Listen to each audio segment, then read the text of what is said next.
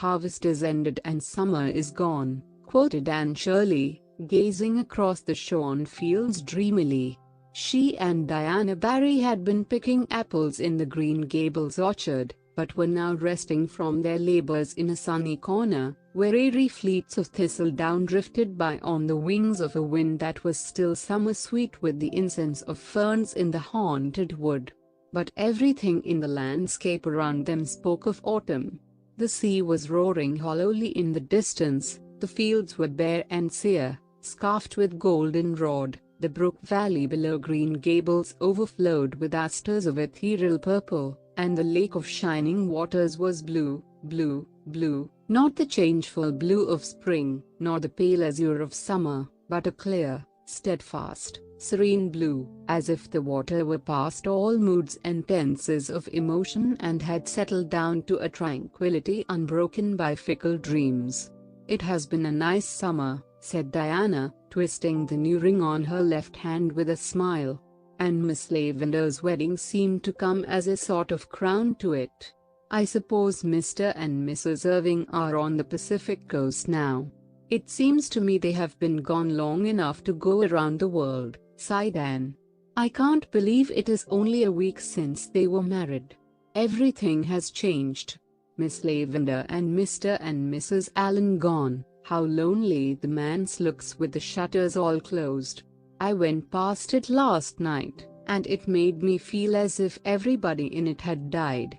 "We'll never get another minister as nice as Mr. Allen," said Diana, with gloomy conviction. "I suppose we'll have all kinds of supplies this winter, and half the Sundays no preaching at all.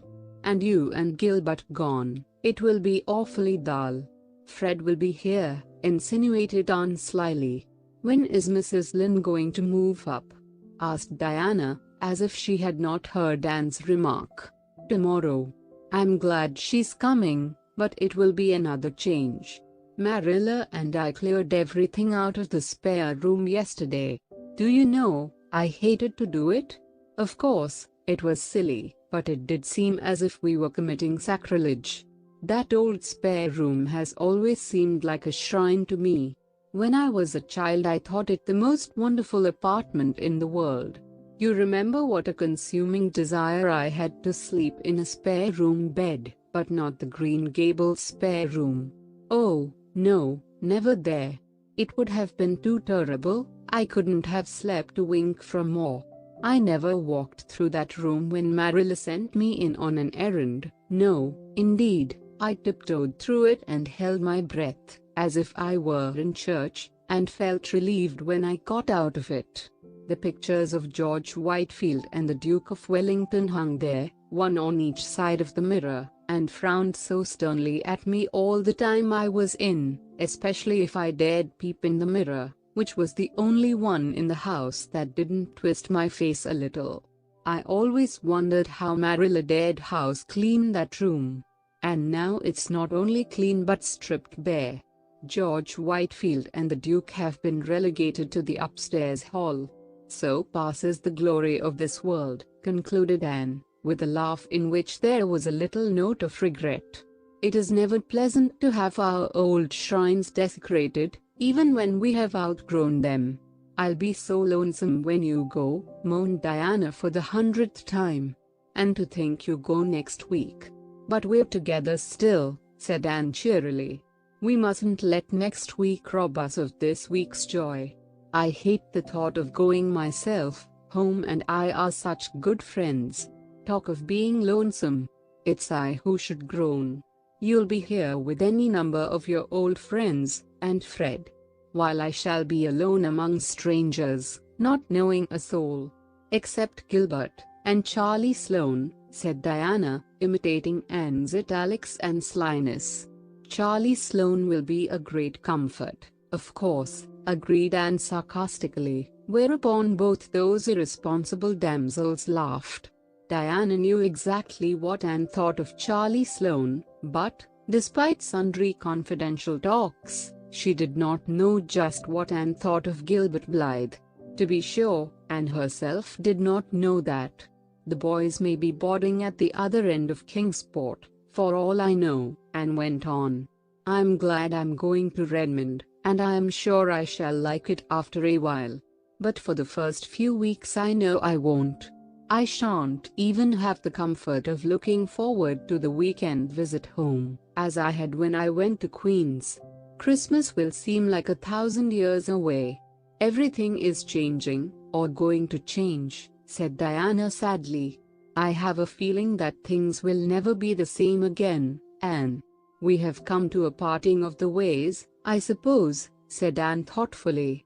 We had to come to it. Do you think, Diana, that being grown up is really as nice as we used to imagine it would be when we were children? I don't know, there are some nice things about it, answered Diana, again caressing her ring with that little smile which always had the effect of making Anne feel suddenly left out and inexperienced. But there are so many puzzling things, too. Sometimes I feel as if being grown up just frightened me, and then I would give anything to be a little girl again. I suppose we'll get used to being grown up in time, said Anne cheerfully. There won't be so many unexpected things about it by and by, though, after all, I fancy it's the unexpected things that give spice to life. We're 18, Diana. In 2 more years we'll be 20. When I was 10 I thought 20 was a green old age. In no time you'll be a staid, middle-aged matron, and I shall be nice, old maid Aunt Anne, coming to visit you on vacations. You'll always keep a corner for me, won't you, the darling? Not the spare room, of course, old maids can't aspire to spare rooms, and I shall be as humble as Uriah Heep, and quite content with a little over the porch or off the parlor cubby hole. What nonsense you do talk, Anne, laughed Diana. You'll marry somebody splendid and handsome and rich, and no spare room in Avonlea will be half gorgeous enough for you, and you'll turn up your nose at all the friends of your youth. That would be a pity. My nose is quite nice, but I fear turning it up would spoil it, said Anne, patting that shapely organ. I haven't so many good features that I could afford to spoil those I have, so, even if I should marry the king of the Cannibal Islands, I promise you I won't turn up my nose at you, Diana. With another gay laugh the girls separated, Diana to return to Orchard Slope, and to walk to the post office. She found a letter awaiting her there, and when Gilbert Blythe overtook her on the bridge over the Lake of Shining Waters she was sparkling with the excitement of it. Priscilla Grant is going to Redmond, too, she exclaimed. Isn't that splendid? I hoped she would, but she didn't think her father would consent. He has, however, and we're to board together. I feel that I can face an army with banners, or all the professors of Redmond in one fell phalanx, with a chum like Priscilla by my side. I think we'll like Kingsport, said Gilbert. It's a nice old burg, they tell me, and has the finest natural park in the world. I've heard that the scenery in it is magnificent. I wonder if it can be, any more beautiful than this, murmured Anne, looking around her with the loving, enraptured eyes of those to whom home must always be the loveliest spot in the world, no matter what fairer lands may lie under alien stars. They were leaning on the bridge of the old pond, drinking deep of the enchantment of the dusk, just at the spot where Anne had climbed from her sinking dory on the day Elaine floated down to Camelot. The fine, empurpling dye of sunset still stained the western skies, but the moon was rising and the water lay like a great, silver dream in her light. Remembrance wove a sweet and subtle spell over the two young creatures. You are very quiet, Anne, said Gilbert at last.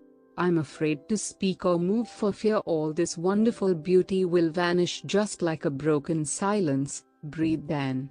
Gilbert suddenly laid his hand over the slender white one lying on the rail of the bridge. His hazel eyes deepened into darkness, his still boyish lips opened to say something of the dream and hope that thrilled his soul. But Anne snatched her hand away and turned quickly. The spell of the dusk was broken for her. I must go home, she exclaimed, with a rather overdone carelessness. Marilla had a headache this afternoon, and I'm sure the twins will be in some dreadful mischief by this time. I really shouldn't have stayed away so long. She chattered ceaselessly and inconsequently until they reached the Green Gables lane. Poor Gilbert hardly had a chance to get a word in edgewise. Anne felt rather relieved when they parted. There had been a new, secret self-consciousness in her heart with regard to Gilbert, ever since that fleeting moment of revelation in the garden of Echo Lodge. Something alien had intruded into the old, perfect, school-day comradeship, something that threatened to mar it. I never felt glad to see Gilbert go before, she thought, half resentfully, half sorrowfully, as she walked alone up the lane. Our friendship will be spoiled if he goes on with this nonsense. It mustn't be spoiled, I won't let it. Oh, why can't boys be just sensible? Anne had an uneasy doubt that it was not strictly sensible that she should still feel on her hand the warm pressure of Gilbert's, as distinctly as she had felt it for the swift second his had rested there, and still less sensible that the sensation was far from being an unpleasant one, very different from that which had attended a similar demonstration on Charlie Sloane's part, when she had been sitting out a dance with him at a White Sands party 3 nights before. Anne shivered over the disagreeable recollection. But all problems connected with infatuated swains vanished from her mind when she entered the homely, unsentimental atmosphere of the Green Gables kitchen, where an 8-year-old boy was crying grievously on the sofa. "What is the matter, Davy?" asked Anne, taking him up in her arms. "Where are Marilla and Dora?"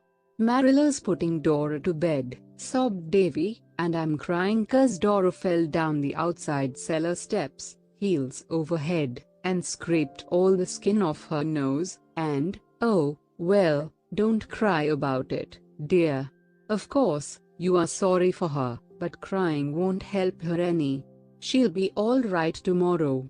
Crying never helps anyone, Davy boy, and I ain't crying 'cause Dora fell down cellar," said Davy, cutting short Anne's well-meant preachment with increasing bitterness. "I'm crying 'cause I wasn't there to see her fall. I'm always missing some fun or other, seems to me. Oh, Davy!" Anne choked back an unholy shriek of laughter. "Would you call it fun to see poor little Dora fall down the steps and get hurt?" "She wasn't much hurt," said Davy, defiantly. "Course, if she'd been killed I'd have been real sorry, Anne. But the Keiths ain't so easy killed. They're like the Bluets, I guess. Her Bluet fell off the hayloft last Wednesday, and rolled right down through the turnip chute into the box stall, where they had a fearful wild, cross horse, and rolled right under his heels. And still he got out alive, with only 3 bones broke. Mrs. Lynde says there are some folks you can't kill with a meat axe. Is Mrs. Lynde coming here tomorrow, Anne?" "Yes, Davy, and I hope you'll be always very nice and good to her." "I'll be nice and good. But will she ever put me to bed at nights, Anne?" "Perhaps." "Why?" "'Cause," said Davy very decidedly, "if she does I won't say my prayers before her like I do before you, Anne." "Why not?" "'Cause I don't think it would be nice to talk to God before strangers, Anne. Dora can say hers to Mrs. Lynde if she likes, but I won't. I'll wait till she's gone and then say 'em. Won't that be all right, Anne?" "Yes, if you are sure you won't forget to say them, Davy boy." "Oh, I won't forget, you bet. I think saying my prayers is great fun. But it won't be as good fun saying them alone as saying them to you. I wish you'd stay home, Anne. I don't see what you want to go away and leave us for." "I don't exactly want to, Davy, but I feel I ought to go." "If you don't want to go you needn't. You're grown up. When I'm grown up I'm not going to do one single thing I don't want to do, Anne. All your life, Davy, you'll find yourself doing things you don't want to do." "I won't," said Davy flatly. "Catch me." I have to do things I don't want to now 'cause you and Marill'll send me to bed if I don't. But when I grow up you can't do that, and there'll be nobody to tell me not to do things. Won't I have the time? Say, Anne, Milty Boulter says his mother says you're going to college to see if you can catch a man. Are you, Anne? I want to know. For a second Anne burned with resentment. Then she laughed, reminding herself that Mrs. Boulter's crude vulgarity of thought and speech could not harm her. No, Davy, I'm not. I'm going to study and grow and learn about many things. What things? Shoes and ships and sealing wax and cabbages and kings, quoted Anne.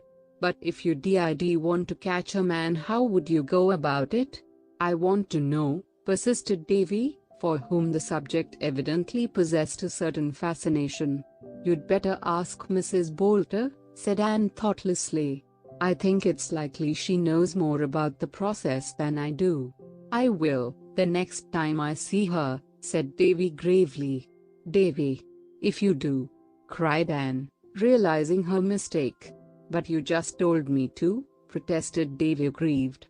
It's time you went to bed, decreed Anne, by way of getting out of the scrape. After Davy had gone to bed, Anne wandered down to Victoria Island and sat there alone, curtained with fine spun, moonlit gloom, while the water laughed around her in a duet of brook and wind. Anne had always loved that brook. Many a dream had she spun over its sparkling water in days gone by. She forgot lovelorn youths, and the cayenne speeches of malicious neighbors, and all the problems of her girlish existence. In imagination she sailed over storied seas that washed the distant shining shores of fairy lands forlorn, where lost Atlantis and Elysium lie, with the evening star for pilot, to the land of heart's desire. And she was richer in those dreams than in realities, for things seen pass away, but the things that are unseen are eternal.